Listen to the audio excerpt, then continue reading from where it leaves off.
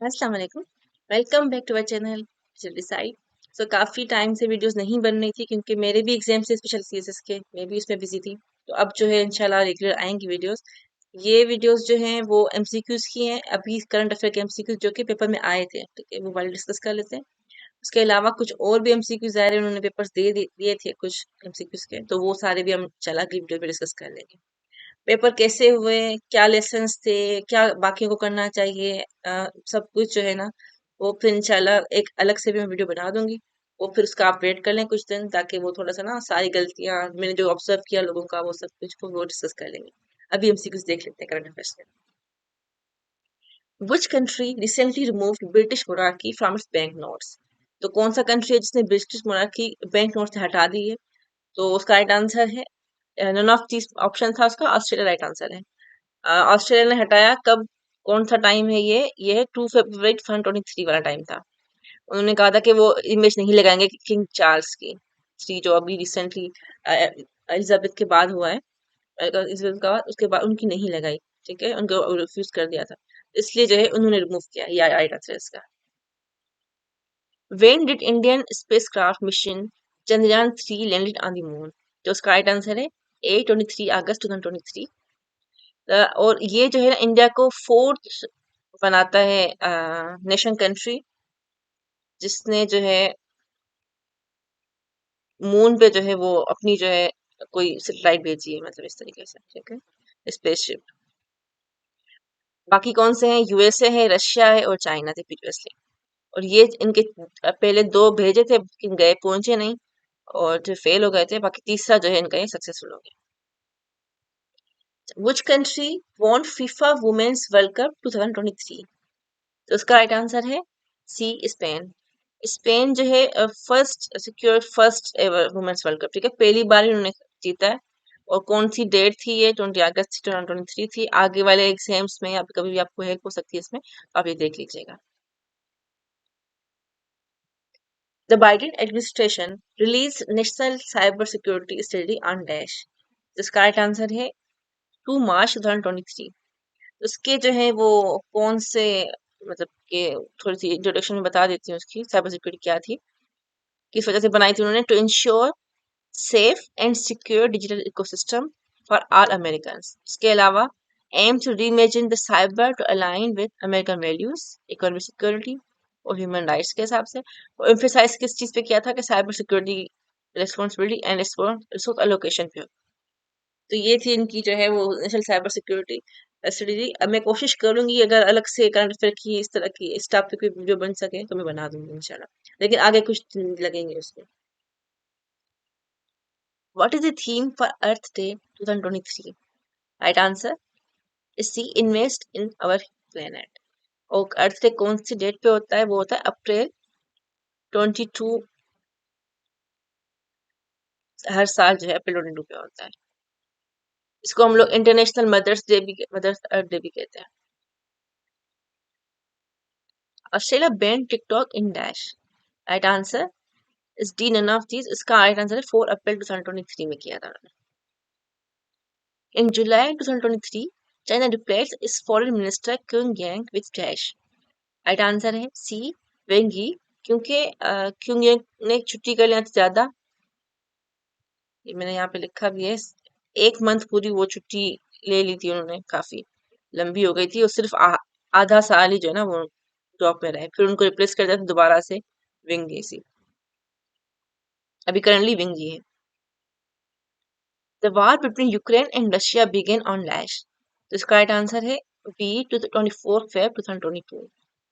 ये February 24 2022 में हुई थी। इसकी क्या अपडेट्स हैं? आई विल ट्राई कि इस पे भी अगर करंट अफेयर की वीडियो बन सके इन रिसेंट टाइम्स, ठीक है, तो फिर वो बना देंगे। उसके कौन कौन से इंटरनेशनल रिलेशन के हिसाब से बना देंगे कि क्यों आखिर इंटरवेंशन की है, जिनको नहीं पता उनके लिए एक वजह।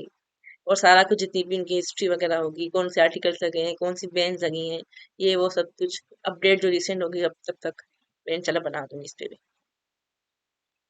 According to SIPRI's data on global military spending in 2022, which country is the world's largest military spender? तो इसका राइट आंसर है नन ऑफ दीज, ये भी यूनाइटेड स्टेट्स है।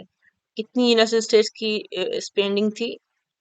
ये $80 877 बिलियन। चाइना की दूसरे नंबर पे 293, उसके बाद इंडिया, फिर उसके बाद यूके, उसके बाद जो है Russia. Global convention on higher education UNESCO entered into force on dash। तो इसका राइट आंसर है 5 मार्च 2023। The Indian Ocean Conference was held in Dhaka, Bangladesh on May 12 to 13, 2023।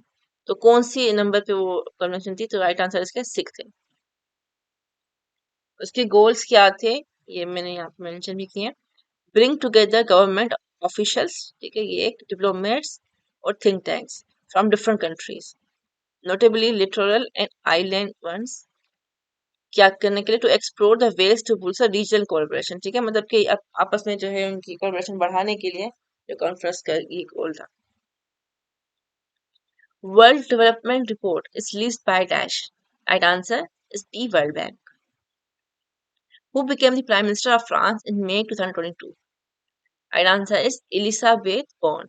ये सेकंड फीमेल हैं जो कि प्राइम मिनिस्टर बनी है मई 2022 में, ठीक है।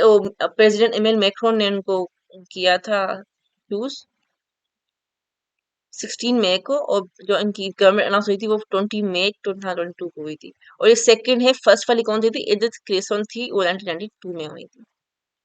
ठीक है, वो भी इसी तरीके से प्राइम मिनिस्टर नहीं सजेस्ट किया था, वो प्राइम मिनिस्टर हुई थी इसी तरीके से, मतलब कि सजेशन, प्राइवेट सजेशन के हिसाब से, ठीक है। Fifth BRICS summit was held in August 2023 in dash, right answer is none of these, इसका था साउथ अफ्रीका। और उसमें जो है थीम क्या था? ब्रिक्स एंड अफ्रीका, ठीक है। उसमें कितने leader, the leaders of 67 African countries were invited to attend as guest.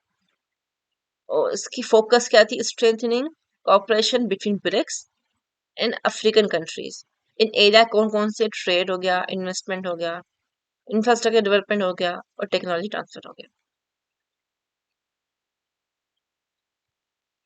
The 5th June 2023 World Environment Day focused on dash, right answer is B, plastic pollution।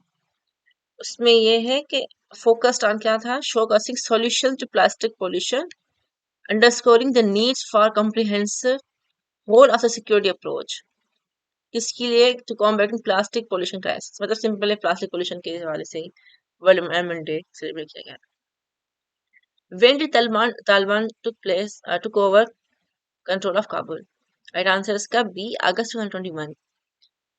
और exact date कौन सी है? 15 अगस्त जो है 2021। Entered Kabul without opposition of Afghan government, जो Afghan government के president है उस time पे, प्रेसिडेंट अशरफ गनी, वो कंट्री से मतलब के छोड़ के चले गए थे कंट्री को, और उसके बाद जो है तालिबान ने विक्ट्री डिक्लेयर कर ली थी। तो फिर कोई अपोजिशन नहीं थी गवर्नमेंट के हिसाब से। Pakistan was officially removed from FATF grey list on dash. Right answer is October 21, 2022। इतने साल के बाद, आफ्टर 4 years, मतलब कि 2018 में जो है वो पहले ग्रे लिस्ट में गया था, तब जो वाला अब निकला है, अब 4 साल के बाद निकला है। पहले भी जांच हुई है काफी बार, लेकिन अभी इस दफा जो है लॉन्ग टर्म था इसका। Which footballer won the Best FIFA Men's Play Award in 2023? Right answer is C, Lionel Messi। Paris में उनको ये मिला था। वो किसके है? अर्जेंटीना के कैप्टन है उसके, फुटबॉल के। Financial action task force recently suspended the membership of which country? तो उसका राइट आंसर है बी, रशिया। ये मैंने इसकी थोड़ी डिटेल लिख दी है कि suspend the membership of Russian Federation and identified jurisdiction with anti money laundering and combating the finance of terrorism and counter terrorism. क्योंकि वो सिंपल सी बात है कि क्योंकि वो यूक्रेन में उन्होंने इंटरवेंशन की थी, तो उस वजह से हर जगह से ही रशिया को बैन कर रहे हैं, तो इस वजह से इनको भी कर दिया। Israel signed in October 2022 a US military sea border deal with Daesh। तो उसका राइट आंसर है बी, लेबनान। किस लिए की थी? To explore reserves in the gas rich Mediterranean sea, क्योंकि यहाँ पे देखिए लेबनान और ये है इसराइल, ठीक है, ये मैं बना देती हूँ थोड़ा सा। यहाँ पे लेबनान है, ठीक है, और यहाँ पे ये मेडिटेरेनियन सी होता है। आप मैप देख लीजिएगा, मुझे याद है तो मैं बना लेती हूँ। ठीक है, तो ये वाला जो है ना, या इस वाले एरिया को जो है वो एक्सप्लोर करने के लिए रिजर्व दायरे दोनों के हक हैं इस पे। तो ये एग्रीमेंट करवाया था यूएस ने। That's it for this video, thank you.